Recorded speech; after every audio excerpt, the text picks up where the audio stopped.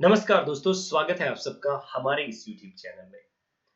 दोस्तों आज मैं आपको बताने वाला हूं कि इलाहाबाद यूनिवर्सिटी का क्रेट का फॉर्म आया हुआ है। क्रेट ये होता क्या है? सबसे पहले हम इस बात को समझ लें।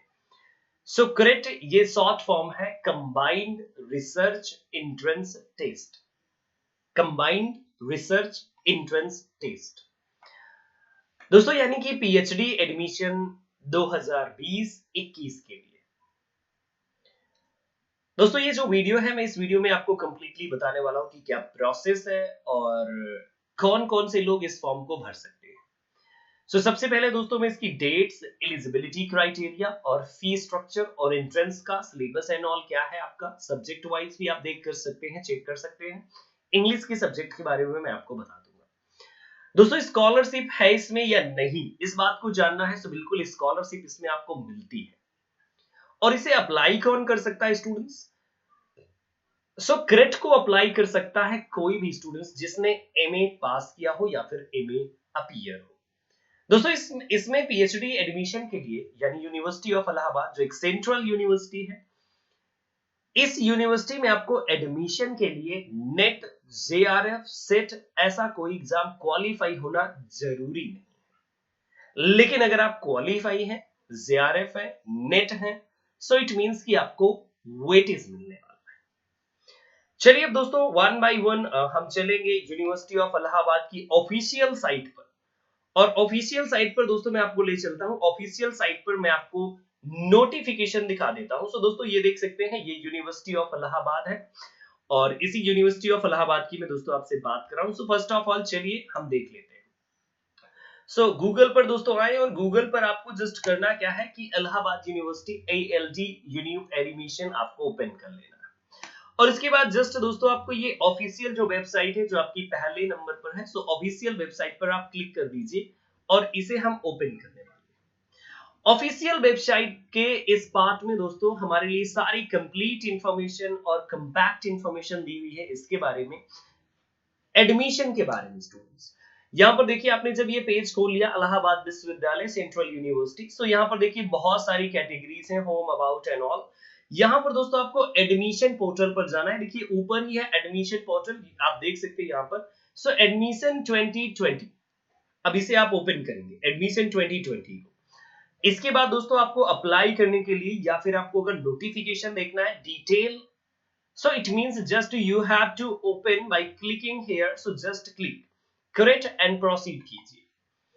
प्रोसीड करने के बाद दोस्तों आपको यहां से आप वाउचर डाउनलोड कर सकते हैं। जैसे मैंने देखिए ये डाउनलोड किया, ये डाउनलोड हो रहा है इसका वाउचर। यहां से आपको डिटेल मिल जाएगा।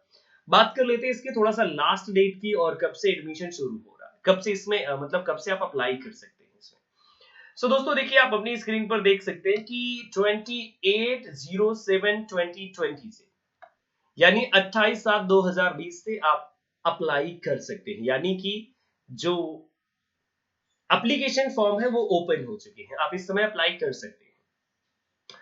इसके बाद दोस्तों कब तक अप्लाई कर सकते हैं?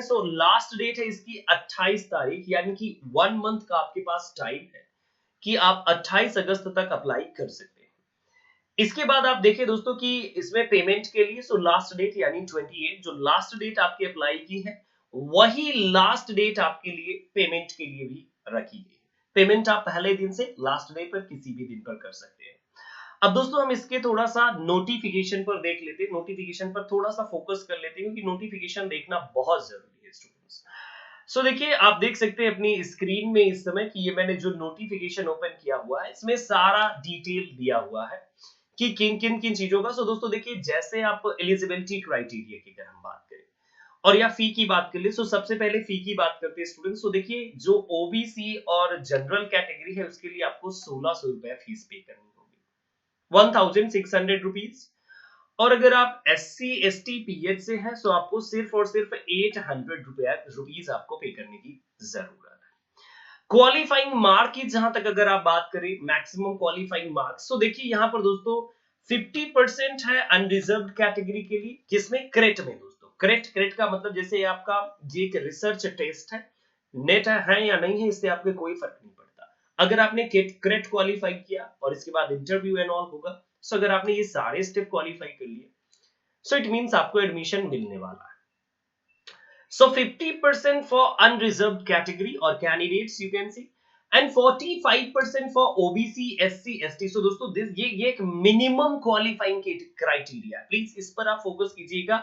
मिनिमम क्वालिफाइंग क्राइटेरिया, अभी फाइनल नहीं हुआ। फाइनल का मतलब कि अभी आप फाइनली नहीं हुए, वो तो मेरिट बनेगी ना, उस पर डिपेंड करेगा।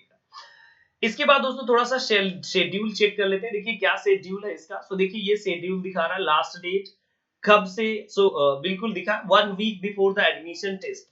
सो अभी आपके लिए देखिए एडमिट कार्ड की भी डेट नहीं है, एंट्रेंस टेस्ट एंड ऑल।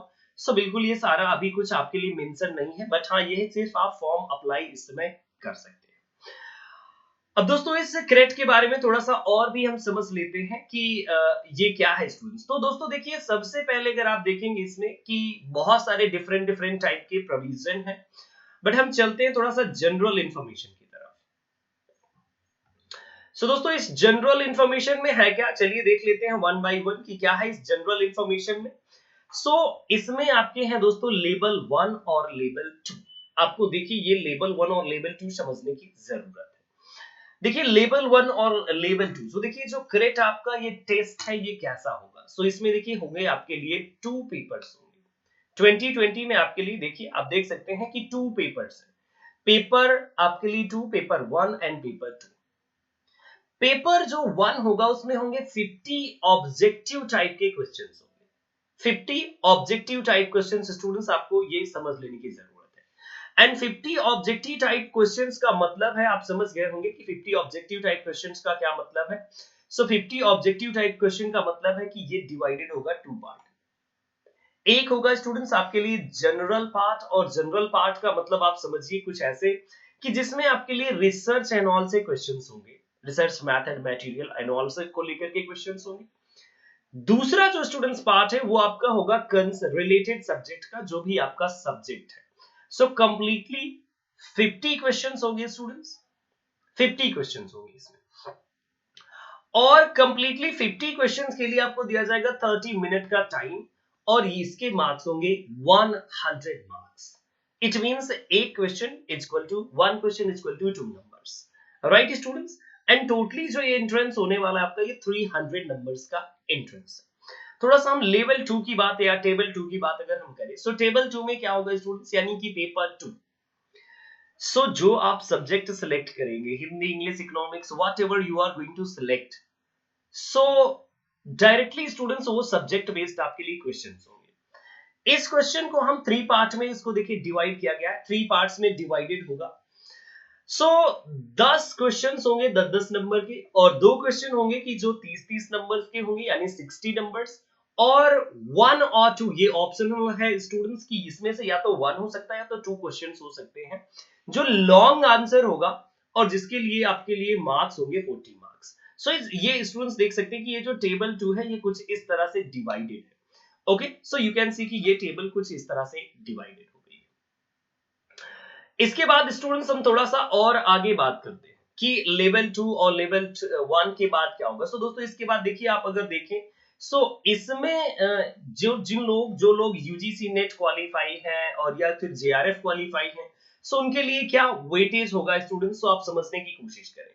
और क्या मतलब कितने क्वालिफाइंग नंबर चाहिए। सो जैसे 45% में आपको 135 नंबर चाहिए, इसी तरह स्टूडेंट्स आपको 50% में 150 नंबर चाहिए होगा जनरल कैटेगरी के लिए। Minimum qualifying students please focus कीजिएगा, this is all about minimum qualifying, not maximum qualifying. वो तो मैरिट जो होगी फाइनली वो मैरिट आएगी। अब इसके बाद स्टूडेंट्स जो पेपर हो जाएगा, पेपर के बाद आपकी एक लिस्ट आएगी कि कौन कौन से लोग क्वालिफाई हैं, और उस क्वालिफाइंग में एक ही चीज होगी दोस्तों वहां पर आपके लिए कि डायरेक्टली स्टूडेंट्स जो लिस्ट आएगी वो इंटरव्यू लिस्ट होगी। ओके स्टूडेंट्स, और ये समझिए देखिए against each vacancy 2 candidate will be qualified. So 26 English की जो वैकेंसीज है वो 26 है, बाकी अदर सब्जेक्ट की मैं भी आपको दिखाने वाला हूं, सो आप प्लीज देख लीजिएगा। सो ये जो कंप्लीटली आप देख पा रहे हैं कि ये जितने सारे मतलब ये जितने कैंडिडेट होंगे उससे 2 गुना यानी कि डबल, डायरेक्टली डबल जो है क्वालिफाई किया जाएगा। ओके, सो एक वैकेंसी के अगेंस्ट 2 कैंडिडेट्स को क्वालिफाई कराया जाएगा। इसके साथ साथ स्टूडेंट्स देखिए एक और रेगुलेशन है इसके लिए कि जो 70% वेटेज है वो दिया जाएगा किसको, रिटन एग्जाम के लिए, एंड 30% इंटरव्यू के लिए। और जो फाइनल रिजल्ट होगा वो कुछ इस तरह से आपका आएगा। देखिए हाई स्कूल अगर आपका लेस देन 50% है सो आपको 0 मार्क्स मिलेंगे, मोर देन 50 सो 1 मार्क्स, और अगर 60 प्लस है so it means you are going to get 2 marks. Okay, then intermediate की स्टूडेंट्स बात कर लेते हैं। सो यहाँ पर लेस देन 50% है अगर तो 1 मार्क्स मिलेगा आपको। और अगर इसके अलावा अगर आप देखिए स्टूडेंट्स, तो अगर more than 50% है, so more than 50% it means you are going to get 2 marks, maximum 3 marks आपके लिए मिल जाएंगे। हाई स्कूल मैक्सिमम 2, और इसके लिए इंटरमीडिएट मैक्सिमम 3, और अंडर ग्रेजुएट के लिए मैक्सिमम 5 मार्क्स। दोस्तों ये डिपेंड करेगा कि डिवीजन क्या है, 50% to and more than 50 to 60 अगर 3 marks, and more than 60 so it means 5 marks. So ये कुछ है। और पोस्ट ग्रेजुएशन का सबसे ज्यादा वेटेज है। देखिए अगर पोस्ट ग्रेजुएशन में मोर देन 60 है तो आपको डायरेक्टली मिलते हैं 10 मार्क्स, और अगर आप मोर देन 55% है तो 7 मार्क्स, और लेस देन 55 है तो 5 मार्क्स। सो ये कुछ डिवीजन है।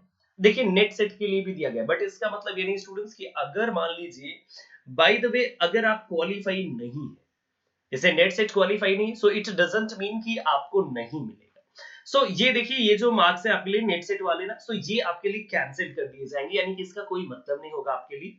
और अगर आप हैं तो देखिए नेट क्वालिफाइड और सेट के लिए 3 मार्क्स, और अगर आप जेआरएफ है तो 5 मार्क्स। ओके, और इसी तरह देखें कि जो क्रेट के टेस्ट का है और जेआरएफ मार्क्स को इक्वल टू 35 पुटअप किया जाएगा, साथ में इंटरव्यू के 15 नंबर्स को हम काउंट करेंगे, यानी कि एंड इसके बाद 75 मार्क्स का टोटल ये बन जाएगा सब कुछ। और आउट ऑफ 75 जो भी आपकी पोजीशन होगी वो डिसाइड करेगी फाइनल में कि आपका सिलेक्शन होगा पीएचडी में या नहीं। तो दोस्तों वैसे आपको मैंने काफी सारी इंफॉर्मेशन दे दी, और अब आप देखें कि देखिए सीट का डिवीजन, कितनी सीटें किस सब्जेक्ट के लिए हैं। सो अगर हम सीट डिवीजन की बात कर ले तो देखिए सीट डिवीजन में थोड़ा सा फोकस कर लेते हैं प्लीज स्टूडेंट्स।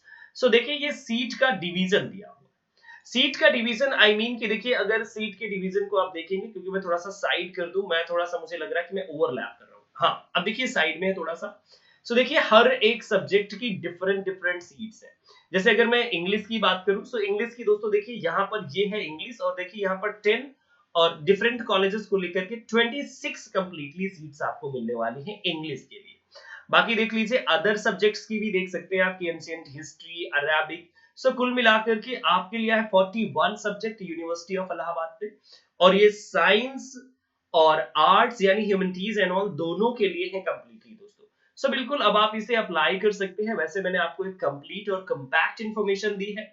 और दोस्तों अगर और भी आपको ज्यादा इंफॉर्मेशन चाहिए इससे रिलेटेड, सो प्लीज दोस्तों मैं आपसे रिक्वेस्ट करूंगा कि आप एक काम कीजिए कि थोड़ा सा नोटिफिकेशन को डिटेल में पढ़ लीजिएगा, और डिटेल में पढ़ लेने के बाद आपको सारा कुछ क्लियर हो जाएगा। ओके दोस्तों, सो ये थी आपको कंप्लीटली एक पीएचडी की इंफॉर्मेशन जो मेरी तरफ से आपको मिली, क्योंकि पीएचडी इस समय थोड़ा सा अगर आप कर लेते हैं सो आपके लिए काफी इंपॉर्टेंट होगा और आगे भी आपके काम आने वाला है। क्योंकि अगर आप असिस्टेंट प्रोफेसर बनने का सपना देख रहे हैं सो पीएचडी बहुत जरूरी है दोस्तों, मैं आपसे ये बिल्कुल गुजारिश करूंगा। So thank you so much दोस्तों, और जल्दी ही मिलेंगे नेक्स्ट क्लासेस में, और मैं आपके लिए वैसे भी मटेरियल लेकर के आने वाला हूँ, इंफॉर्मेशन भी। So thank you so much.